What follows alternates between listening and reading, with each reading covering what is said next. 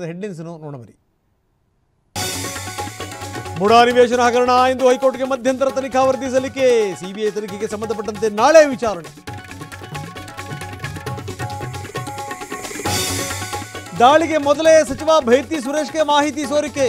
Lokayukta SP Sajith ಕೈವಾಡದ ಶಂಕೆ. ದೂರುದಾರ ಸ್ನೇಹಮಯಿ ಕೃಷ್ಣ ಆರೋಪ. ರಾಜ್ಯಾದ್ಯಂತ ಬಿಪಿಎಲ್ ಕಾರ್ಡ್ ಪರಿಶೀಲನೆ. ಆಹಾರ ಇಲಾಖೆ ಕಚೇರಿಗಳಲ್ಲಿ ತಿದ್ದುಪಡಿ. ರಾತ್ರಿ 10 ಗಂಟೆವರೆಗೂ ಪರಿಷ್ಕರಣೆ.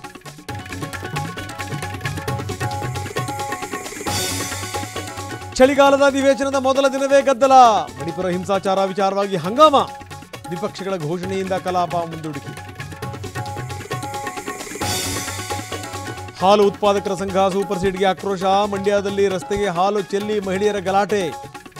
ಸಚಿವ ಚಲುವರಾಯಸ್ವಾಮಿ ವಿರುದ್ಧ ಕಿಡಿ.